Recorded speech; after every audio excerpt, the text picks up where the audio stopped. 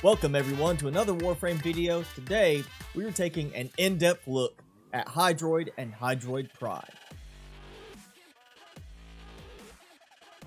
Hydroid is Warframe's own version of Aquaman. He summoned the Kraken before Davy Jones could even walk. Hydroid and Hydroid Prime are the water-based Warframes in the game. Despite the versatility these Warframes now possess, two of Hydroid's abilities have become the most commonly focused on in regards to builds and playstyles. With the release of Hydroid Prime, Hydroid received a rework changing the way the abilities are used and added more complexity to the Warframe. This is going to be a longer video, so if you're already confident you know how Hydroid works, there is a link in the description below to take you straight to the builds. Hydroid's passive is known as Deep Tendril.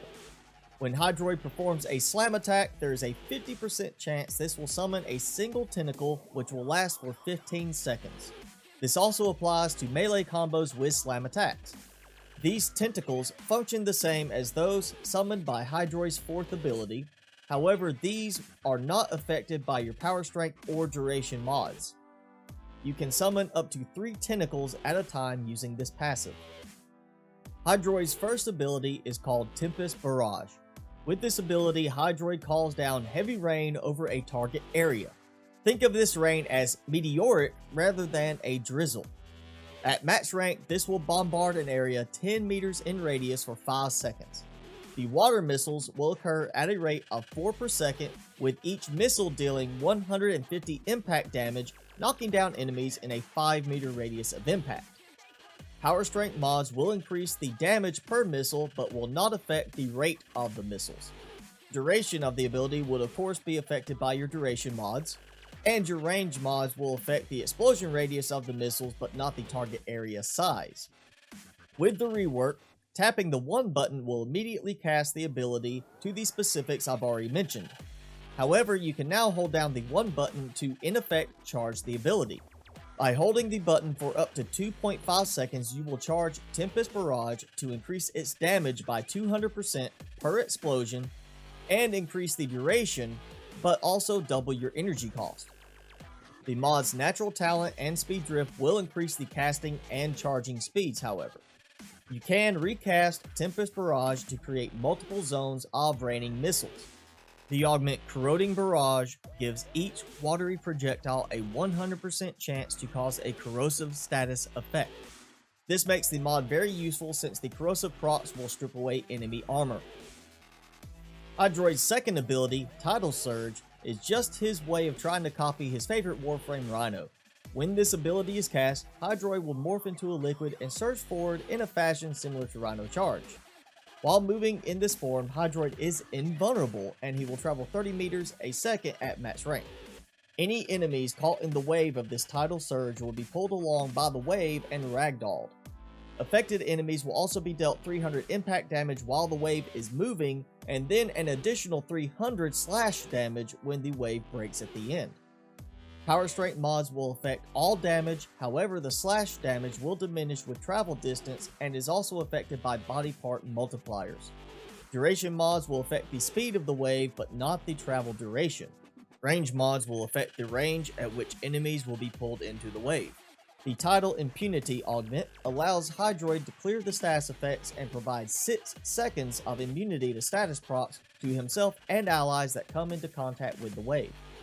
Hydroid's third ability makes me think that Hydroid watched too many reruns of the Secret World of Alex map, because he decided to copy her water morphing ability. His third ability, Undertow, is where Hydroid changes into a giant puddle with a 4 meter radius at max rank. While being a deadly puddle, Hydroid will be invulnerable and untargetable. Any enemies that walk into the puddle will be sucked into it, placed into a suspended knockdown state, and start drowning. As the enemies drown, they will take 25 impact damage per second at max rank and receive an additional 2% of their max health as additional impact damage, stacking every second they are submerged. So in simple terms, this ability now scales with enemy health levels, making it more viable against higher level enemies. This is also a channeled ability, so it will continuously drain energy as long as you are in this form. While in puddle form, you can also target enemies within 15 meters, and by clicking your primary attack button, shoot out a tentacle to grab them and pull them into your puddle of doom at the cost of 5 energy. You can hold multiple enemies within the puddle at a time, and the number of currently submerged enemies will be shown on the ability icon. The damage per second stats are applied to each enemy individually. Submerged enemies will also receive increased damage proportionate to the number of enemies currently submerged. To make this even better, your allies can shoot their weapons and abilities into the puddle, contributing 50% of the total weapon and ability damage, which will be evenly distributed between all submerged enemies. You can also apply status effects to the enemies locked in your lovely puddle. Power strength mods will affect the base damage and damage increase per second. Range mods will affect the puddle size and grabbing range of your tentacle. Undertow will drain 4 energy per second at max rank while active, and Hydroid is able to move around slowly as a puddle, but with increased energy drain of 1 energy per 0.2 meters travel. Your power efficiency mods will affect both the activation and travel energy cost, as well as the energy cost when grabbing enemies. The channeling cost will be affected by both efficiency and duration mods.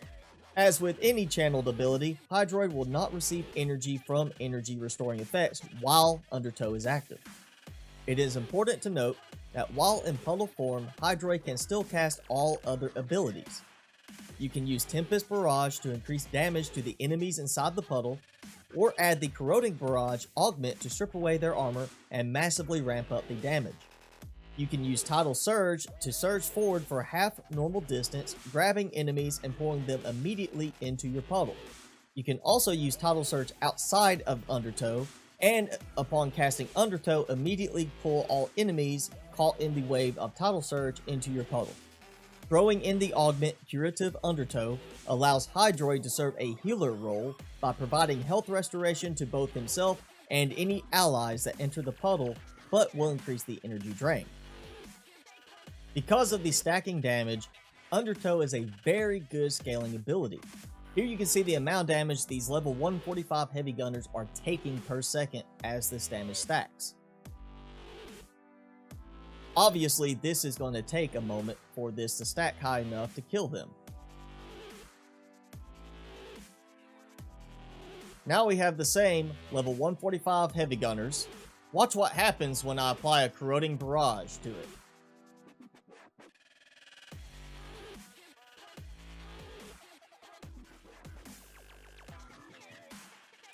All of them gone in only a few seconds. Hydroid's 4th and most popular ability prior to the rework is called Tentacle Swarm. This is the point where Hydroid says, "Poseidon who?" This is where Hydroid scares all the ladies with his hentai tentacles as he yells, "Release the Kraken!" But seriously though, this is where Hydroid actually summons a freaking Kraken to slap his enemies around. You cannot say that digital extremes do not give you every possible way to kill your enemies when you can kill them by slapping them in the face with a tentacle. With Tentacle Swarm, Hydroid summons a Kraken that will raise up to 10 tentacles at max rank over a 5-meter radius. The tentacles will spawn underneath enemies if enemies are present. The tentacles will then proceed to grab enemies that come in range and throw them into the air. When emerging on first contact with an enemy, and when submerging upon ability expiration, the tentacles will deal 300 magnetic damage to affected enemies. Enemies are incapacitated when held by a tentacle and will also be dealt 200 finisher damage per second. As with Tempest Barrage, Tentacle Swarm can be activated by a quick tap of the 4 button, but can also be charged up. By charging the ability for up to 2.5 seconds, you will increase the number of tentacles to 20, and spawning radius will increase by 300%, but at double the energy cost, of course.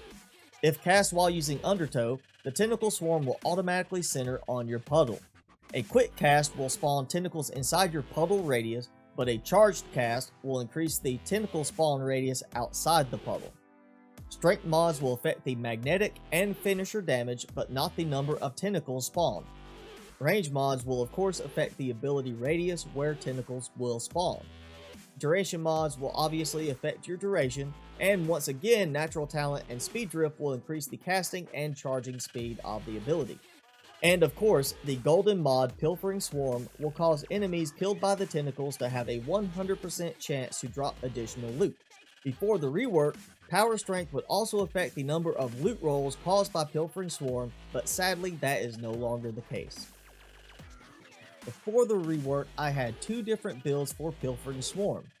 One build was made for small range use on defense style missions, and the other was a spam nuke build to clear the area while on the move.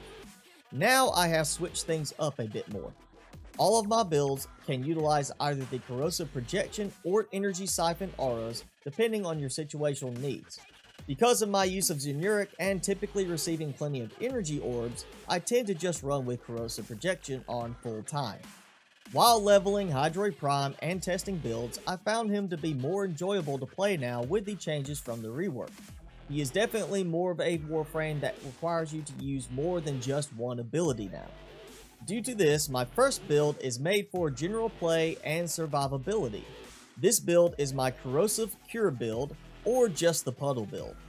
This is a more all-around balanced build and makes use of the Corroding Barrage and Curative Undertow augments. Don't think that this is a weak build though. Depending on the other Warframes in the squad and their builds, there were many missions where I ran using this build and ended up being the top damage dealer. But of course, when playing alongside a high damage frame such as a Saren, Ember, or Equinox, the damage output of this build won't hold up as well. Unfortunately, the damage capabilities of this build will also fall off against higher level enemies outside the use of Undertow. By adding these two augments, you are able to provide better damage capabilities against armor enemies and keep yourself and your allies healthy. In terms of solo play, this build works well as you can switch into your puddle form when under heavy attack to prevent damage and heal yourself back up to full health. Simply apply a Corroding Barrage to your puddle area when you have sucked in heavy armor enemies, and watch that armor quickly melt away and your deadly puddle do its ever-increasing damage. Of course, feel free to swap out Corroding Barrage and add Pilfering Swarm if that is more of your preference. This second build is focused on the Tentacle Swarm ability and utilizing the Pilfering Swarm augment. This build has a smaller range, making it better suited for targeting choke points or defense objectives with Tentacle Swarm. With the changes made to Pilfering Swarm, power strength no longer increases the number of loot rolls added to kills. However, keeping power strength high will increase your damage output with Tentacle Swarm to help make sure the tentacles get the kills. Because of the fixed loot roll change, realistically now a Desecrate Necros works better since you are not relying on the enemies being killed by a specific ability. If you want to maximize your loot drops though, combining a build like this with a Desecrate Necros will give you even more loot rolls per tentacle based kill. This third build is not one I'm really going to run much, but it is a tweak on one of my old builds prior to the rework. This build is based on a low duration but having high power strength, decent range, and of course high efficiency, allowing you to spam Tentacle Swarm repeatedly. This build relies on natural talent to increase your casting speed, energy conversion to give you an even greater boost to power strength from your energy orbs you pick up, and of course Pilfering Swarm to increase your loot drops. So in closing, I found Hydroid's rework to be not as bad as many people have claimed it to be. Gone are the days of just simply hitting 4 and watching your tentacles kill everything and give you extra loot, which is of course following the trend of removing all the press 4 to win abilities in the game. Hydroid now is much more of a use every ability type Warframe and requires a bit more skill to play in my opinion. With that being said, I have encountered quite a few players still trying to rely on using just one ability, such as Undertow or Tentacle Swarm, to win the game. If you want an easy, boring way to play, build for Undertow and then position yourself in a choke point and just let the enemies die. However, if you want to have a much more fun and engaging way to play, make sure you focus on using every ability that Hydroid has to offer. Well, that's it for today's video. I hope you enjoyed it. I hope you learned something from it about Hydroid. If you enjoyed this video, be sure to hit that like button. Also, make sure you hit subscribe and tick that notification bell if you have not done so already. Leave me a comment below. Let me know what you think about the changes to Hydroid. Do you enjoy playing him more now, or did you enjoy him better before the rework? Well, I am your host, Mr. Spicy, as always. Thanks everybody for watching. Be sure to keep it spicy this week, and I will see you in the next video.